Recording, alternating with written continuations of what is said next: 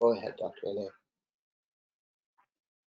All right, so welcome everyone to this webinar about supportive care for neuroendocrine tumors with CNETs.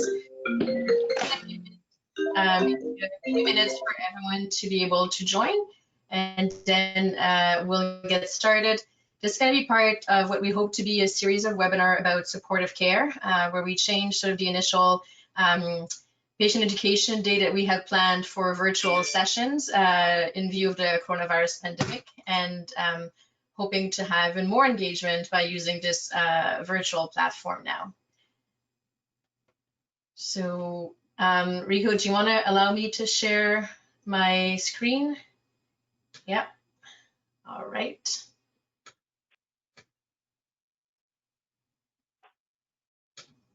So we're going to get started by just reviewing a little bit what is the symptom burden in neuroendocrine tumors and why this might be unique and lead to also some unique challenges. And following this, we're going to have both the patient and the provider experience to look at what is the role of palliative care in sort of helping with the challenges I'm going to present right now. Oh. All right. So first off, I thought I would review just quickly what makes neuroendocrine tumors so unique and how this might impact the support we need to give patients and how we need to build supportive care pathways. So the first thing is, as a lot of you might know, neuroendocrine tumors are the fastest rising cancer right now. What you see here is a solid line is the number of new diagnoses of neuroendocrine tumors over the years since 1994 in Ontario. And this is compared to all other cancers in sort of the dotted line. So you can see that the incidence of neuroendocrine tumors has risen quite fast, whereas the incidence of other cancers has remained stable over time. And one thing we need to know also is that the metastases are spread to other organs in the body beyond where the tumor initially started is quite frequent. So we know that about 2 out of 10 patients will have metastases or spread at the time they're diagnosed with a neuroendocrine tumor. And then over the course of the disease, another 4 patients would develop spread. So overall, it's about 6 out of 10 people who will have metastases throughout their cancer journey. And so that is important to know what we need to build support networks for patients. And then you'd think that for a disease that had such a high rate of spread, then you know, maybe the challenge is that survival may be more difficult. But that's not the case, and that's really what makes neuroendocrine tumors so unique. So despite having 6 out of 10 people with spread beyond the initial tumor, the survival is excellent. And this is updated data we got a few years ago in Ontario. At 10 years, about 50% of people will still be alive, a lot of them living with cancer. And at 20 years, it's about 40%. And those are numbers that we don't see in other types of cancer. So when you combine the fact that there's more and more people diagnosed with neuroendocrine tumors and that patients will live for a very long time, even though they might have active cancer, it's not surprising to now notice that neuroendocrine tumors are the 4th cancer in prevalence. This means that of all patients actively living with cancer, neuroendocrine tumor is the 4th most common cancer that people have. And so that means that it's a disease we need to pay attention to, and we need to learn how to treat it. It also means it's something I'd like to call a chronic cancer, meaning you have it, it may not be cured, it may not go away, but people are going to live with it for a very long time, a little bit like some live with hypertension or diabetes, for example. And what we've learned over the years, this is work that was done now about 7 years ago by the team at Sunnybrook looking at patient experience, is that there's a lot of uncertainty around neuroendocrine tumors, whether it's about finding information, finding specialized center or disease-specific support. But at the end of the day, what we want to focus on most today is that all those difficulties might actually impact the long-term physical and psychological effects of this tumor, especially as patients live with tumors for a long time. So what we wanted to look at about 2 years ago in Ontario is what is the symptom burden of neuroendocrine tumors? So those of you who are being treated in Ontario might have filled out this Unmet Symptom Assessment System, or the ESAS score. So all patients with cancer in Ontario that come for visits at the cancer centers have to fill out this score every time they come in. And what it does, it looks at 9 common cancer symptoms, and it asks people to rate it, how severe are their symptoms from 0 to 9. And we have the ability in Ontario to get all that data for everyone who filled that over the years since 2007. And so we use that for neuroendocrine tumors to look at how symptoms are going over the years after diagnosis. And so this is what it looks like. So what you see here is the proportion of patients who report moderate to severe symptoms for each of the 9 symptoms from the time of diagnosis, so that would be at point 0, until 5 years after diagnosis, so that's the last part of the graph on the right-hand side. And interestingly enough, in about the first 6 months, there's a drop in symptoms where things seem to be getting better. But after those first 6 months, the number of patients who report having moderate to severe symptoms remain quite stable and sort of persistent, which is very different than what we've seen for other types of tumors. And we're interested of knowing, what drives more severe symptoms, like who should we focus on most to try to help with this? And so not surprisingly, there's differences based on where the tumor is. So where do the tumors originate? And in general, patients that have sort of small intestinal tumors tend to have better symptom patterns over time. And those that have a spread or metastases have a higher risk of having severe symptoms. We also looked at whether the characteristics of patients and with that impact severe symptoms. And in general, we found that younger patients will have a higher risk of having anxiety, nausea, or impaired well-being, that women were at high risk of reporting depression, and that patients that are sicker, have more health issues, will have a higher risk of severe symptoms. And similarly, those that have lower socioeconomic status will have a higher risk of having severe anxiety, depression, or drowsiness. Overall, there's a lot more that we saw in this data, but I think that what it highlights is that there's chronic unmet needs for patients with neuroendocrine tumors. Those symptoms are frequent. There's a lot of patients that have moderate to severe symptoms, and it persists over 5 years. And this tells me that there's something that we can do better, so that we can bring those curves down and we can make it drop and hopefully maintain at a lower level over time. And we also identified a few sort of vulnerable groups that we should keep an eye on, maybe a little bit more acutely, to intervene early. And so I don't think I'm going to surprise anyone on this webinar by saying that a neuroendocrine tumor is a life-changing disease. This is a slide I often use when I talk to healthcare providers, and I sort of lay out what are the goals of therapy and how this is impacted by the uniqueness of neuroendocrine tumors. But the one thing that I think we ought to talk about more in these supportive care session is the longitudinal patient support. We tend to have a lot of support at the beginning, right when people are diagnosed, or when they start getting into more trouble and then seek healthcare services because of specific problems.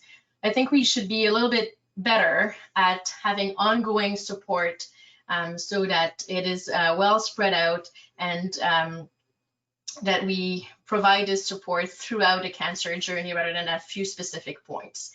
And the second thing is to sort of be able to develop some management pathways that are tailored to a chronic cancer that has obviously very different needs than the other types of cancer the system may be better built for.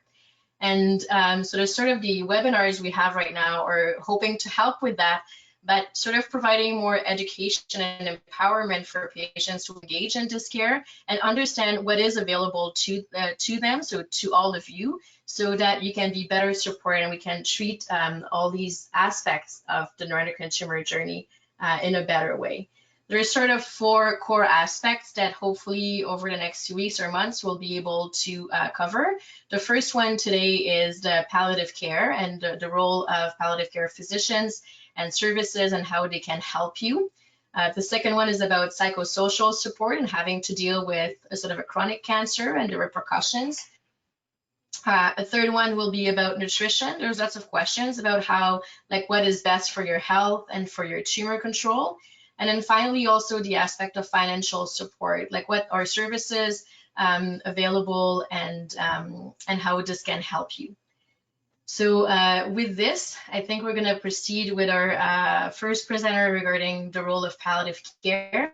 So I'm going to do Lynn Gaetz, who's going to talk to you about a patient perspective regarding palliative care involvement in the management of neuroendocrine tumors. Thank you, Dr. Hallet. Good afternoon, everyone. My name is Lynn Gaetz. And even though I know you're all out there somewhere in our new virtual reality, I say I can't see you and I say welcome. I am so glad that you could join us for this webinar on a topic that I believe is very important and does not get as much attention as other topics associated with NET's diagnosis. It is my pleasure to speak this afternoon, along with Dr. Breffni Hannon, my palliative care doctor, about supportive care for NET's patients. I will speak from the patient's perspective, and of course, Dr. Hannon will speak from the perspective of a palliative care physician. More importantly than being a NETS patient, I'm a retired school principal, a wife of 51 years, a mother, a grandmother, a busy volunteer, an alto when singing it together is allowed, and a struggling, emphasis on struggling harpist. I am the secretary of the CNETS Board of Directors. I was diagnosed in 2016 with NETs of unknown origin, probably in my small intestine. At the time of my diagnosis, I had significant metastases throughout my whole liver and in my abdominal lymph nodes. My tumor burden was increasing as demonstrated on regular CT scans. There was no possibility of surgery. I had 2 liver embolizations, 25 rounds of Captem, and I get monthly injections of lanreotide. Last year, I had my gallbladder removed, and I am currently coming up to my 4th PRRT treatment. Gallium-68 scans have identified lesions throughout my liver and many more on my lymph nodes and on my ribs, spine, pelvis, etc. My diagnosis happened in a roundabout way, as I know it did for many of you. I had breast cancer 10 years ago with surgery, chemo, and radiation. I was on tamoxifen for 5 years and was doing quite well. As part of my regular follow-up, my oncologist at the time did some blood tests that came up wonky several times. As a result, she did a CT scan of my liver. On a Friday afternoon after the scan, her office called and asked me to be in the office at 8 o'clock on Monday morning. That was not an easy weekend, as you can imagine. We went into the office that morning and my doctor looked very grim as she told me that my liver was full of lesions. She, of course, assumed that it was metastatic breast cancer. She was almost apologetic, saying that we had done everything we could to treat the breast cancer. She ordered a biopsy, and she thoughtfully arranged for a palliative care doctor to visit my husband and I during the recovery time after the biopsy. The doctor sat with us for the whole 3 hours and was so empathetic and caring. We all assumed that he would be our doctor for what we presumed would be palliative treatment for advanced metastatic breast cancer. We were all surprised when the biopsy results came back as neuroendocrine cancer with a Ki-67 number of 33. At that point, my oncologist referred us to Princess Margaret for treatment in the GI clinic. We couldn't see anyone for 6 weeks, a time of anxiety and wondering what NETS was and what did it mean for us. I know much of this sounds familiar to many of you. The initial misdiagnosis, the wait to find an oncologist who knew anything about NETs. I realized that I was very lucky to get my diagnosis quickly and to live in Toronto, where I have easy access to Princess Margaret. Over the next few weeks, I began to experience significant symptoms. I felt sick, I couldn't eat, and lost over 20 pounds. I had flushing and fainting. I had to have a seat installed in my shower as I fainted in the shower or else came so close I had to spend time lying on the bathroom floor before I could get up. I fainted on Bloor Street. That was fun. And the people on the street had to call an ambulance. I fainted in the grocery store and my husband had to carry me out. I was spiking a fever every afternoon. My heartbeat was crazy high. I was sick and scared and didn't really know if I would ever get better. I ended up in the hospital for several days. My oncologist, so although very competent in terms of caring for me, were perplexed by my symptoms. Although my husband and my family have been with me every step of the way, I was feeling kind of alone and bereft. I remembered the level of personal care that the palliative doctor had shown me after my initial biopsy. I asked if I could be connected with a palliative care doctor at Princess Margaret and was referred right away to Dr. Hannon. This was one of the best medical decisions I ever made. Often when I mention to other NETS patients that I have a palliative care doctor, they look at me with a very perplexed look on their faces. I don't look like I'm dying anytime soon. I know many NETS patients live for years. It is really a chronic disease, as Dr. Hallet demonstrated. Palliative care has come to be associated with care of patients who are close to dying, and it certainly can and should be an integral part of the care team for terminal patients. However, the World Health Organization identifies palliative care as offering the prevention and treatment of suffering, including pain and other problems, physical, psychosocial, and spiritual. It goes on to say that the principles of palliative care should be applied as early as possible to any chronic and ultimately fatal disease. Now, NETS is often a chronic condition, and it is almost always treatable, but not usually curable. My husband and I have been very grateful to have Dr. Hannon and others on the Princess Margaret palliative team as partners on our journey. I have had periods and continue to have periods where I've been quite well. And I've often questioned Dr. Hannon about whether I should still be seeing her. I feel guilty that I was maybe taking time away from the more needy patients. She constantly assures me that as a chronic cancer patient, I'm the right fit for palliative care. When I was first diagnosed and was so sick, after my embolizations, and during my years on Captam, Breffni and her team were able to listen, understand, and help me manage my symptoms and my feelings and concerns.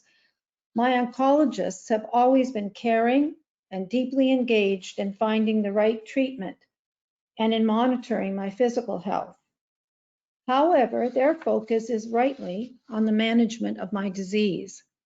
Dr. Hannon and the palliative team are focused on me as a person and how my husband and I are living with this chronic cancer. I am experiencing pain in the bone lesions on my ribs and pelvis daily now. My oncologist has been very attentive and has arranged for radiation. However, that does not always work, and in my case, it has had very limited success in alleviating my pain.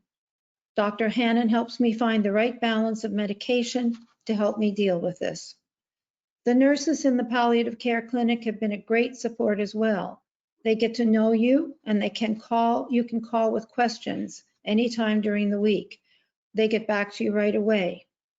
Once when I was out of the city and not feeling well, the palliative care nurse was able to speak to the pharmacist near me and arrange for a prescription. My oncologists often have fellows working with them as part of their medical training in oncology. As a former educator, I'm very happy to be part of this training, part of this education process. However, sometimes I've only seen the fellow for most of my clinic visits, and the fellows would be coming and going as their scheduled time in the clinic finished. Our palliative doctor gave us some continuity over these changes. Now I am seeing a radiology oncologist while I am in the PRRT clinical trial and not seeing my regular oncologist.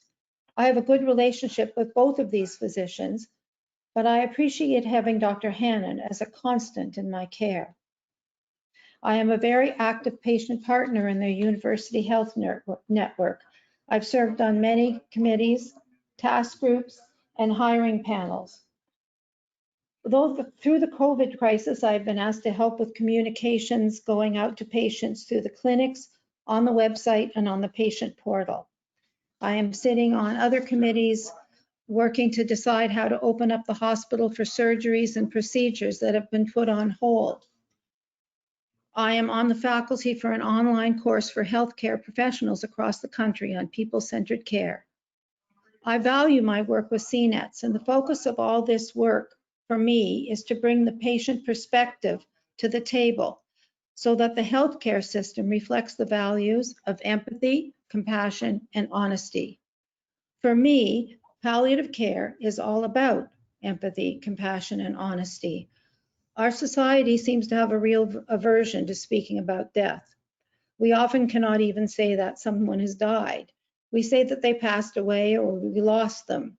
We have trouble getting patients, their families, and healthcare providers to speak about do not resuscitate directives, or during this pandemic to consider the idea of denying intubation so that you don't miss the opportunity to be present and able to speak to your loved ones if you do not recover.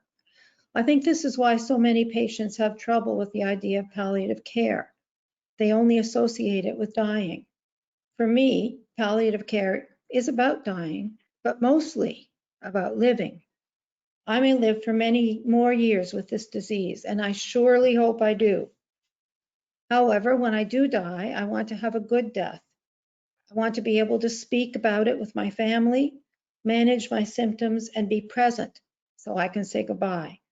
I know that Breffni and her team will be part of making this happen.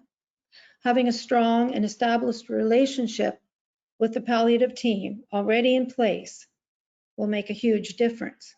Empathy, compassion, and honesty will be their watchwords. What palliative care doctors do is help patients have the best quality of life possible for as long as possible. Research shows that patients who connect with palliative care live longer and live better. Dr. Hannon will speak more to this. I've had a wonderful life. I want it to go on for as long as possible. Dr. Hannon will be one of my partners in this journey. Thank you. I turn it over now to Dr. Breffni Hannon.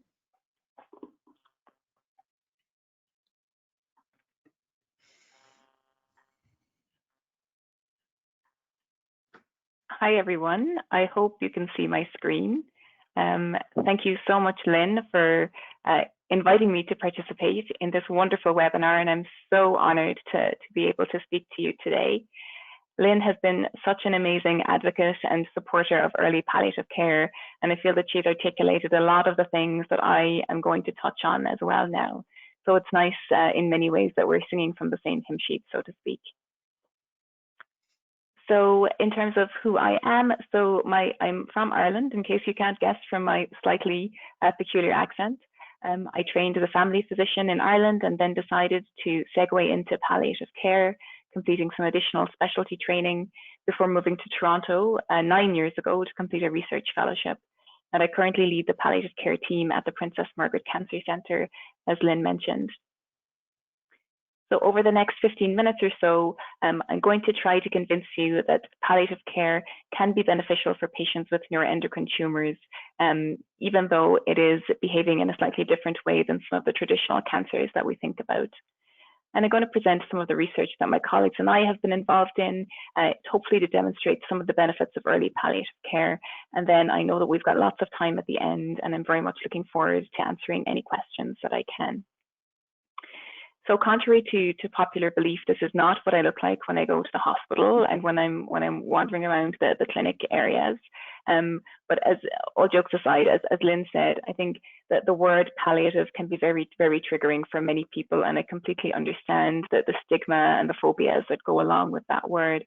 And we're really trying hard to rebrand ourselves in a slightly more positive way so that it's not a scary or a frightening experience if the term comes up. What I always think is really interesting is to think about the meaning of the word palliative and where it comes from and what it actually means. It comes from the Latin word pallium, meaning to cloak or to cover.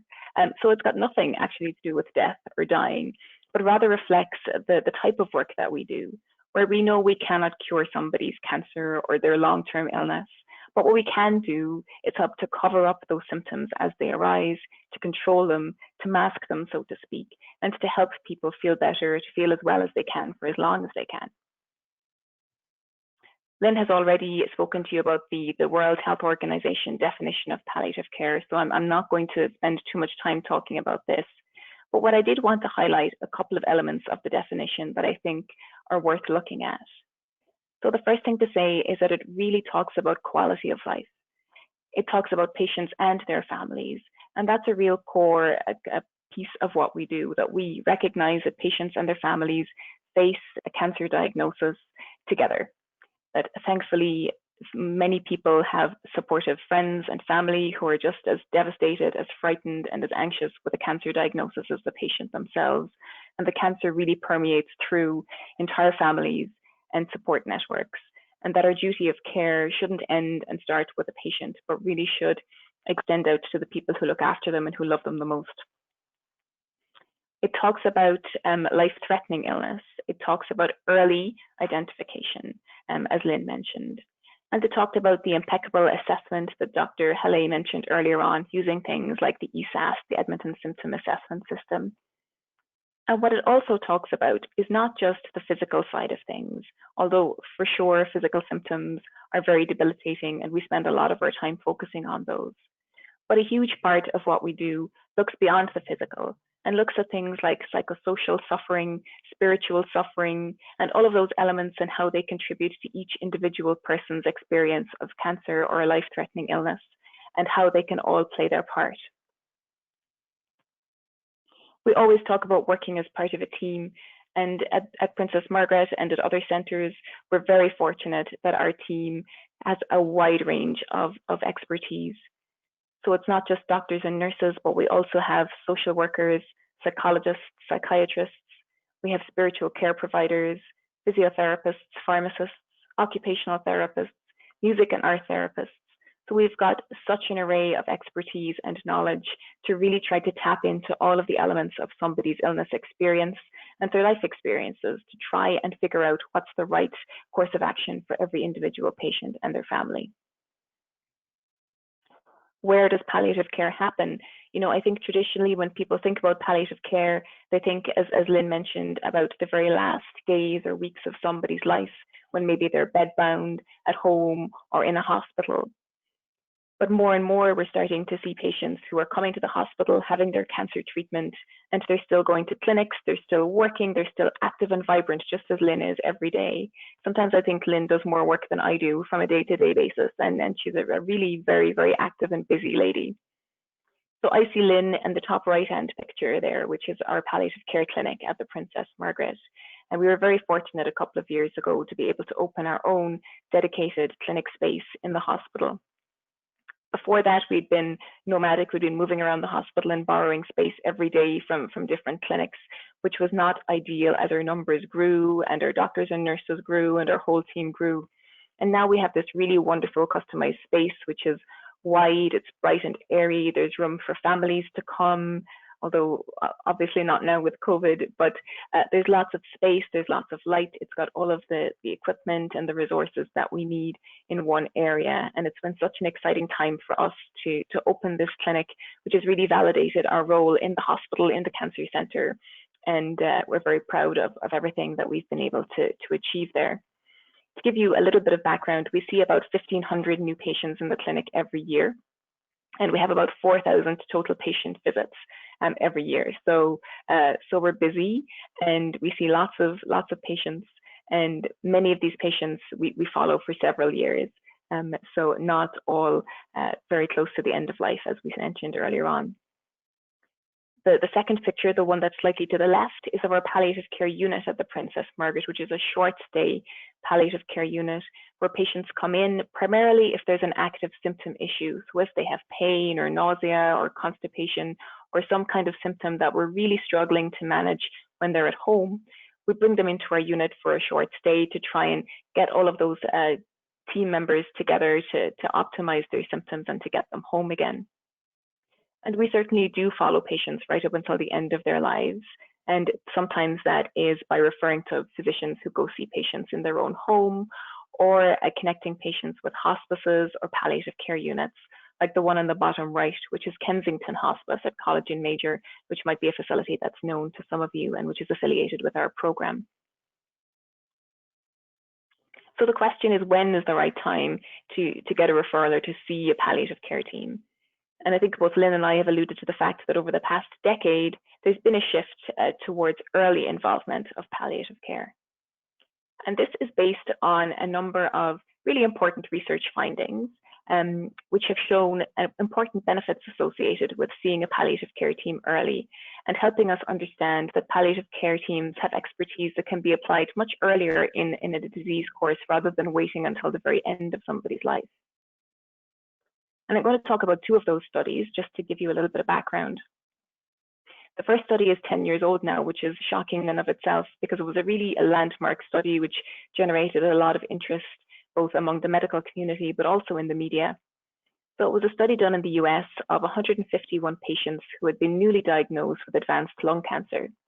Now, if you think back 10 years, lung cancer treatments have changed quite a lot over the past decade. But 10 years ago, to get a diagnosis of advanced lung cancer was pretty devastating. And the average, life expectancy of somebody with lung cancer was in and around 9 months back then. So these patients were divided into two groups. The first group continues to see an oncologist, and they just had what we call standard oncology care. And the second group had their standard oncology care, but they also saw a palliative care team in the outpatient clinic simultaneously. And what they found after 3 months was that people who received palliative care had better quality of life, that they were less likely to report symptoms of depression. And what was really fascinating was that these patients lived longer. And they lived longer not by a matter of days or weeks, but by several months. So again, thinking at the time that the life expectancy was in the region of 9 months, these patients were living up to 11 and 12 months. And it really, really generated a lot of interest and a lot of excitement about what palliative care could do and what it was, the secret sauce of palliative care that helped patients to live better, but also maybe live longer. The caveat with this was this just applicable to lung cancer patients? These patients were very sick, they had lots of symptoms, their prognosis, their life expectancy was short.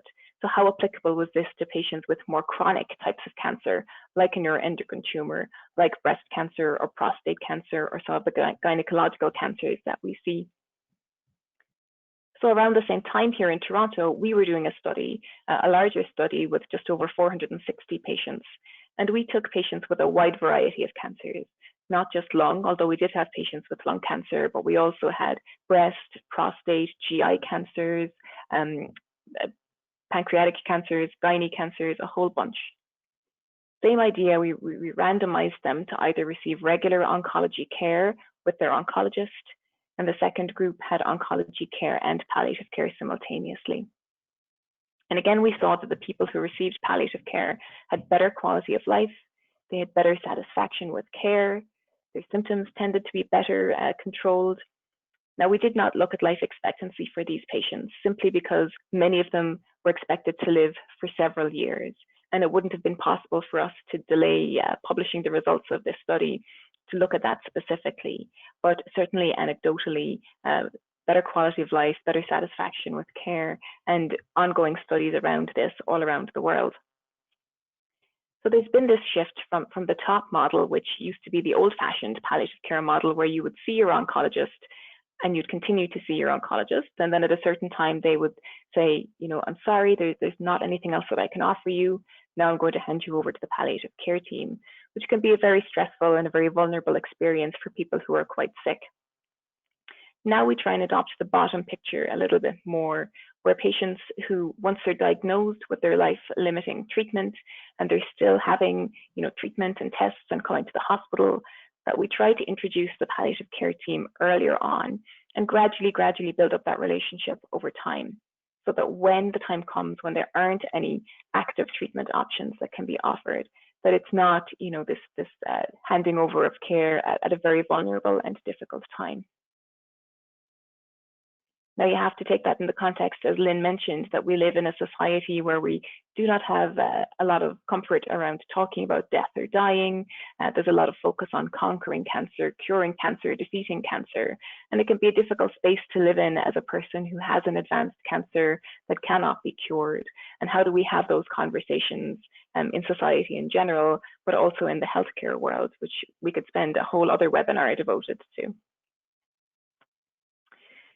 So many people say, well, what can palliative care do for me? So we asked this very question. Those 461 patients that we brought into our clinical trial back in about 5 or 6 years ago, we took a subset of those. We interviewed the patients and their family members, and we asked them to tell us about their experiences with palliative care. And they were able to really clearly articulate what they felt were the key elements of their interactions with palliative care and how it complemented and contrasted the oncology care that they received. So there was 4 main benefits that they described from palliative care. So they talked about a personalized approach to symptom management. They talked about support for patients and their families that went beyond the physical and was more holistic. They talked about the palliative care team providing some guidance around decision making and also helping them to make some plans and preparations for the future.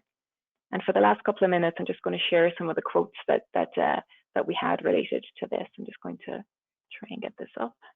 Forgive me. So this person said, you know, I don't know who else might have intervened and said, well, no, you shouldn't be on morphine. You should be on this or you should be on that. Looking at the patient and the particulars of the patient and the fact that she's diabetic and her kidney function is marginal. Her kidney was being compromised by the tumor. So all of those things were jumped on right away. And I don't know who else would have done that.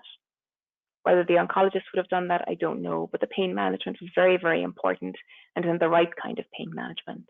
So this was a caregiver of one of our patients. In terms of holistic support, another caregiver said they've been very supportive. I think even in other areas such as paperwork, dealing with outside things has been really good because there's so many things from Wheel-Trans to compassionate care leave to support programs. So even for patients who didn't have a lot of physical symptoms, there were other areas where they and their families felt that we could be beneficial. People talked about the emotional side of things, and as Lynn mentioned, building up that rapport. So this patient said, emotionally, I think it's great to know, like I said, to get to know those people up front and let them know you, get the rapport going and get that understanding. So a lot of people felt that it was good to meet our team early so that they weren't waiting for a crisis. And then several people talked about it being one of the few spaces where they could really talk openly about the future and what that would look like for them when the time came that they were no longer able to have treatment and when they were coming close to death.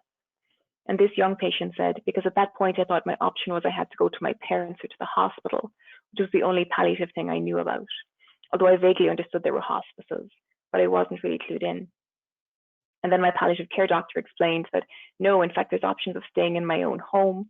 Because I live downtown, there are palliative care teams that go to the home, and that there are hospitals and that there are hospices, and that clued me in a bit more. So you might say, well, can't my oncologist do all of this for me? And in many cases, your oncologist will be very well placed to provide what we call primary palliative care. So to look after any mild or moderate symptoms that you might have, or any questions that you have. But I'm sure many of you have had the same experience that we have, where the oncology clinics are very busy, they're very packed, they're very crowded, and oncologists spend a lot of their time just trying to put out fires and trying to figure out what your CT scan shows and what your blood work shows. And as Lynn alluded to, sometimes the continuity of care for a whole host of reasons might not be optimal to having these types of conversations. More and more oncologists are completing palliative care rotations as they do their training. And really interestingly, our research has shown that oncologists who have done a palliative care rotation are much more likely to refer early to palliative care, because most oncologists feel that when it comes down to it, when it's complicated or symptoms are difficult to manage, that they lack both the time but also the expertise to provide the type of truly comprehensive care that palliative care teams can provide.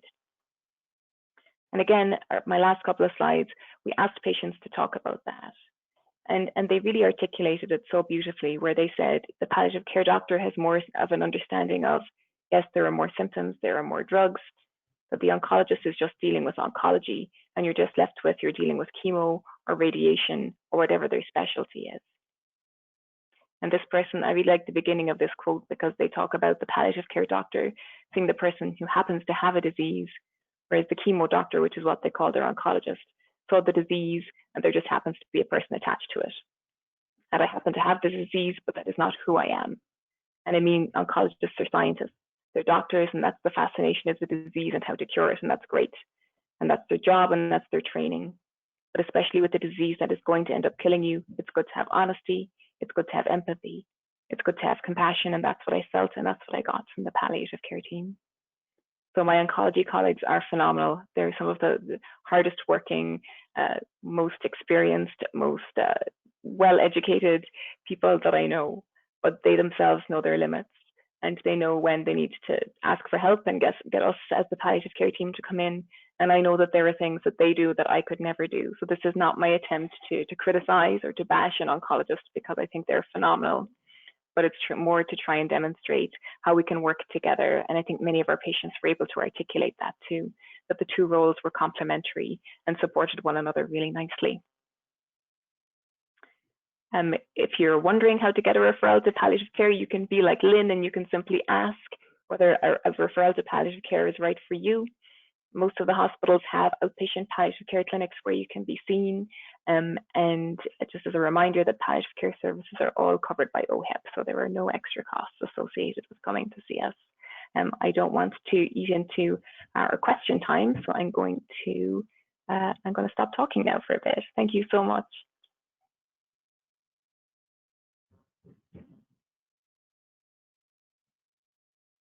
Okay, great. Thank you very much to both of you. That was a fantastic overview of the role of palliative care and sort of great to demystify some of the notions around it. So I'm gonna just go back to sharing the webcam. Can we bring back Dr. Hannon on as well? And so we'll go with some of the questions. So you can send questions through the webinar or through the chat. I apologize if my gaze drifts a bit. It's because I'm looking at the questions at the same time. So the first question would be I guess we'll start with Lynn, and then Dr. Hannon, if you have anything to add, we can go ahead as well. So Lynn mentioned she had to ask for referral to palliative care. Why aren't our oncologists making us aware of such resources and referring us? I don't know what to say to that.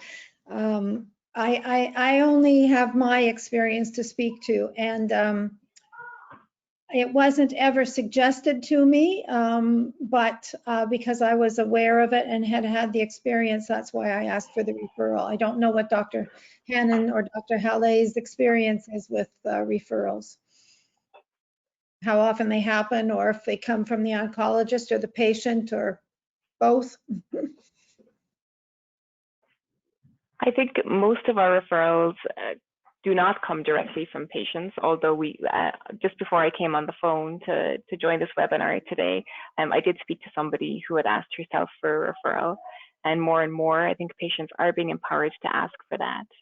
But I think a lot of it is to do with what you and Dr. Hallet have mentioned earlier on, is the sort of the more chronic nature of a neuroendocrine tumor, in that I think oncologists think about palliative care when they think about, let's call them the bad cancers like lung and pancreas, and the ones that we know have really bad outcomes, unfortunately, and where lots and lots of people suffer and do not live for very long lengths of time. And sometimes with the neuroendocrine tumor, because it's a bit more chronic and a bit more mysterious in how it acts, it's not necessarily one that you think about palliative care straight off for. And so we are continuing to do a lot of work with our oncology colleagues to try and build those relationships, to encourage patients to be referred to us earlier on, and to have great advocates like Lynn who go out and beat the drum for palliative care in forums like this to try and empower patients to ask themselves for what they think they need. And I would say one of the things that I found very difficult in our practice is approaching the palliative care referral with patients. I mean, I've learned from lots of my colleagues in palliative care about all the good they can do and how supportive they can be beyond what I can even imagine could be possible. and patients have talked about it in fantastic words, just like you did, Lynn. But often when I tend to bring it up first, patients are not ready for it. Or I also find that with this chronic disease, it's unbelievable how patients are coping with chronic symptoms. And often people don't realize they have symptoms and they could get better because they've been living with it for so long. And so it's hard to tell people we can help you with something you don't necessarily realize that could be helped with. And so I don't know, Dr. Hannon, if you have any recommendation or suggestions about how to better introduce this or explain what it means, that it's not end of life and that it's there to also support things that we may not know can be supported. No, it's so true. I think the name, and I mentioned this in my talk, is that the name can be so triggering for people and so frightening, because automatically the vast majority of the general public, when you mention the word palliative care, if they know at all what it means, they automatically think that it means death and dying, and they have a very negative connotation to it. And there's been a lot of intense debate, honestly, in the palliative care literature about what we need to do about that, whether we should change our name or whether we should work around rebranding what we do. But I think what we have found to be the most effective is doing a lot of teaching with our oncology colleagues, with our surgical colleagues, our radiation colleagues, our medical oncology colleagues, so that they feel that they have the skill set and the tools to explain what it is that we do. That said, a lot of people call us the supportive care team or the pain management team. But as you saw, or maybe you saw on the slide where I had the photograph of our clinic, it does say palliative care clinic there. And that was very much the request of we had a very generous donor who gave us some money, and she very clearly articulated that she wanted it to be called the palliative care clinic, but she really, really believed in palliative care as a concept, and she thought that we needed to have our name on the door. So she was really a proponent for trying to educate people rather than changing our name or doing anything different. But certainly there's a lot of very exciting initiatives constantly happening, just trying to explain to people what it is that we do, and trying to teach our colleagues how best to explain it in a way that's not scary. And it does often help if people have symptoms when they come to see us. I think if we can be described as a symptom management team and people come to see us, then it makes coming back a lot less scary, and they realize that we have an important role to play in their symptoms. And one thing I've noticed also, I've had a number of patients where they were followed by the palliative care physician on a regular basis, and it actually led to identifying earlier disease progression, because they identified earlier sort of very subtle changes in how the patients were feeling that with only CT scan and sort of regular clinical visits, we wouldn't have caught that early on. So it also has like an impact in the cancer tumor management itself beyond the symptom. Now, Lynn, here's another question for you. What aspect of palliative care have you found to be the most beneficial, if you had to pick one thing? I would say when I go into the palliative care clinic, there's a sense of calmness there and of time. I sit in the GI clinic or the head and neck clinic at Princess Margaret, and there are so many people there waiting, and by the time you get in, there are so many other people waiting. I feel a sense of pressure and urgency. It doesn't necessarily come from the doctors, but that I have to be quick and describe what's happening to me and just focus on certain aspects of, and I don't feel like I have the time to address other issues. And when I go and see Dr. Hannon,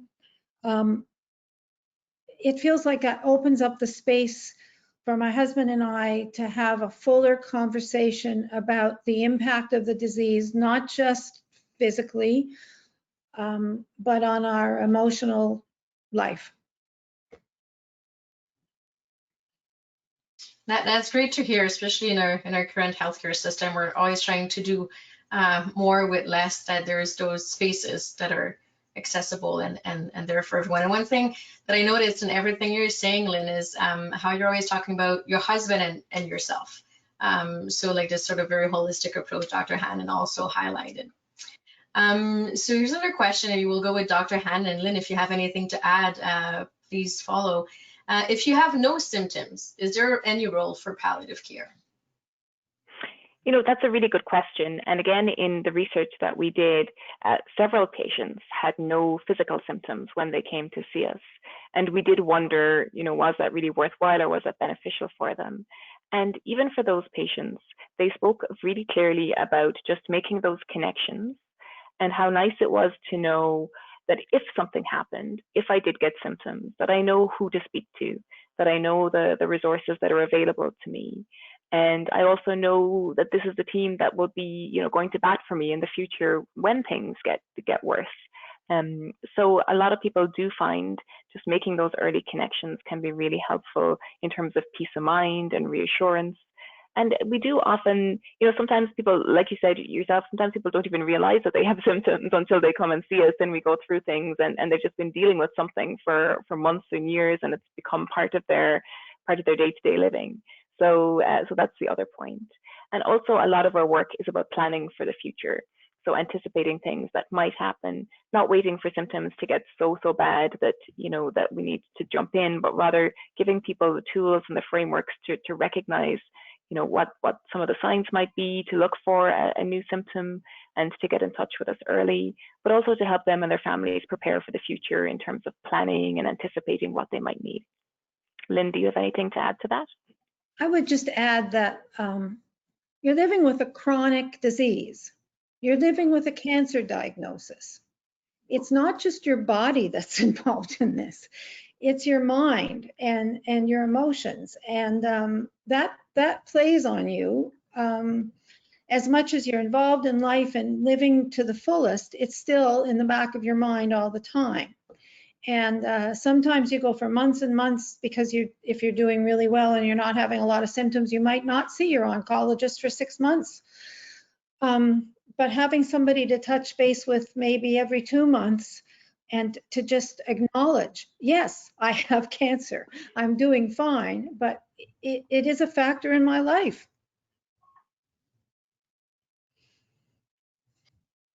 That is indeed important. We don't always have the ability to provide this outside of the palliative care clinic setting. So it's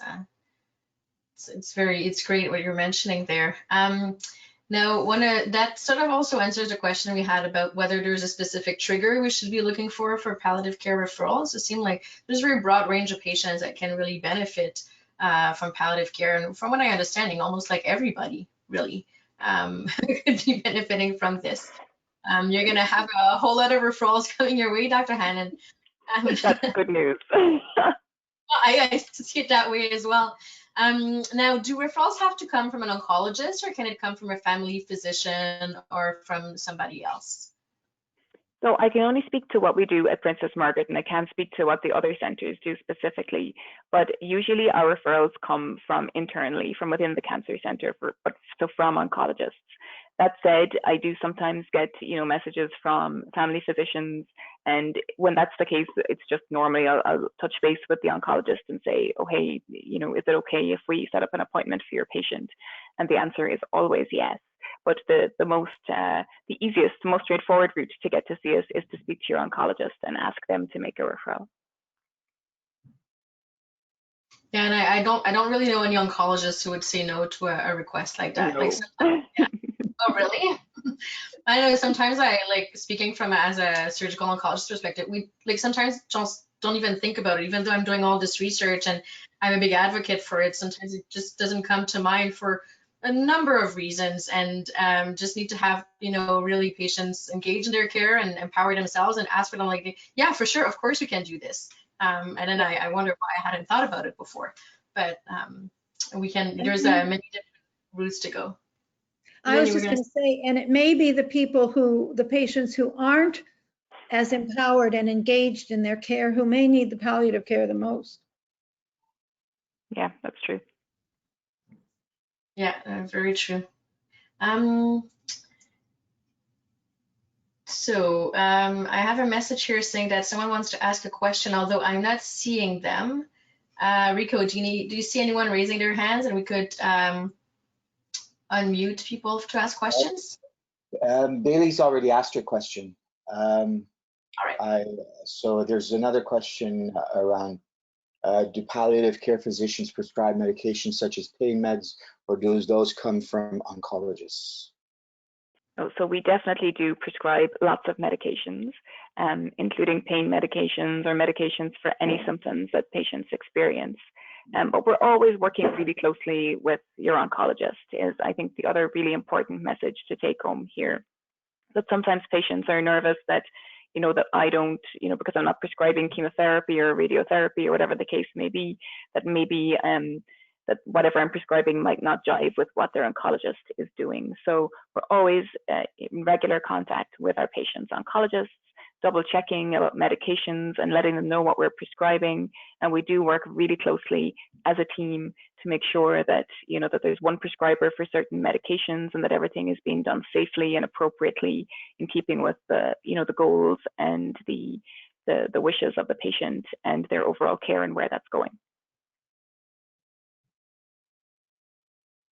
Great, that's great. So it seems like we don't have any additional questions unless there's some hands up that I haven't seen.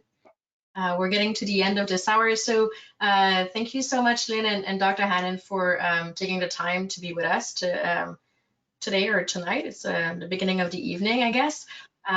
This is like super informative, very helpful. And I guess this will become available also via CNET to be streamed again. And hopefully that answered some questions and will help improving a patient supportive care for our neuroendocrine patients in Canada. So with this, I'll say goodbye, unless you have any last words or key messages you want to get through. Just thank you so much for the opportunity to speak today and to virtually meet you all, and good luck with everything. Thank you so much. Great. Thank you. We'll see you in the next webinar. Bye. Bye.